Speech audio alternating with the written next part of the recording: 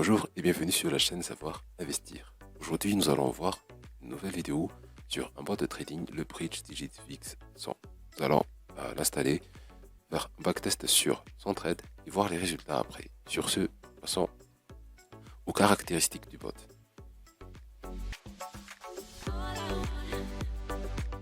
Sans plus tarder, nous allons voir maintenant quelques caractéristiques de ce bot.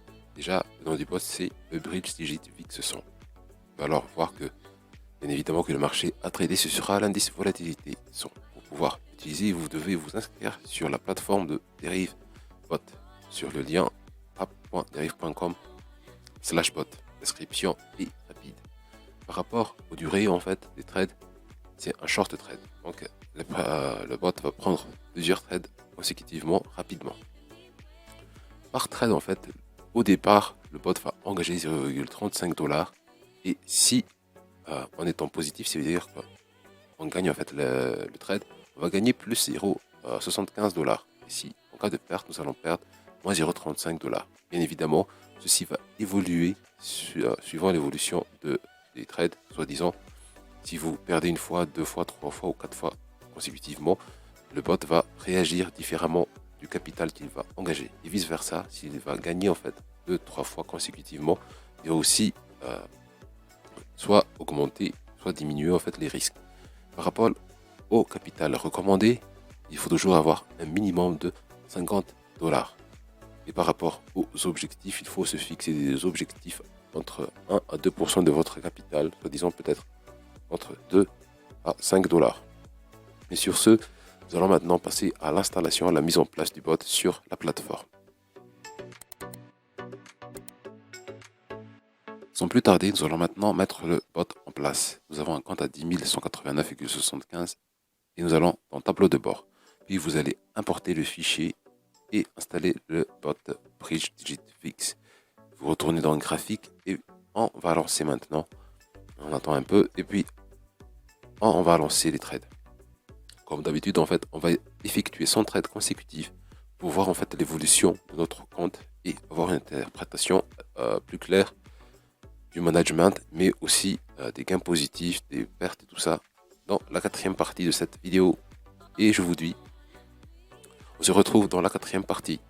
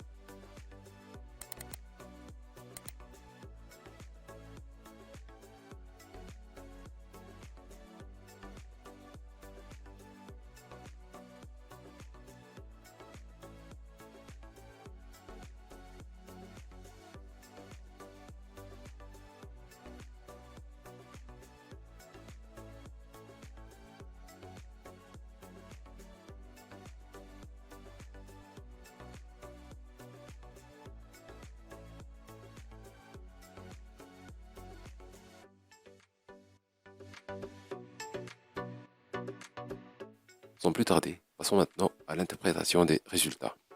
Comme nous pouvons le voir ici, nous avons eu un compte à 10 189,75 dollars et à la fin, nous avons un compte à 10 217,16. Donc nous avons eu un gain de 27,14 dollars.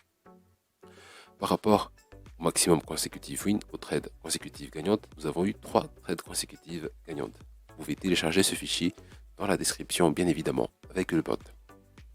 Par rapport au nombre consécutif de trades perdantes, nous avons 11 trades perdantes.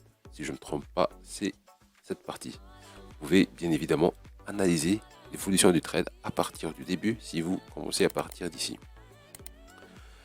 Et par rapport au nombre de trades gagnantes, nous n'avons eu que 37 trades gagnantes contre 67 trades perdantes. C'est la raison pour laquelle ce bot est assez risqué, mais quand même avec un ratio de soi-disant 4 trades sur 10 gagnantes, nous avons un ratio positif, soi-disant alors de 2 dollars, 2,7 dollars si je simplifie en fait les calculs ici. Mais quand même, les risques sont là. Et on a pu voir en fait que même si pendant ces 11 trades consécutifs perdantes, en fait, le bot n'a engagé que peu de capital. Si au départ, ici, le bot n'a perdu que moins 0,35, le second trade n'a perdu que moins 0,5 dollars, et ainsi de suite, et même que, à la 11e trade, le bot n'a perdu que moins 13 dollars. Ce qui est vraiment, je dirais, un bon management pour un bot parce que en trades consécutives perdantes, généralement un bot se rattrape rapidement et veulent en fait engager plus de capital et perdre plus. Mais là, je vois que le money management n'est pas si mal que ça. Et puis, il a gagné 42 dollars après ce trade. Donc, je trouve que c'est assez intelligent dans la manière de gérer le capital, mais quand même les risques sont là. Parce que on peut voir clairement que avec 11 trades consécutifs perdantes et 63 trades perdantes, même si nous avons eu un gain de 27 dollars, il faut toujours prendre, en fait, il faut toujours se mettre à des objectifs.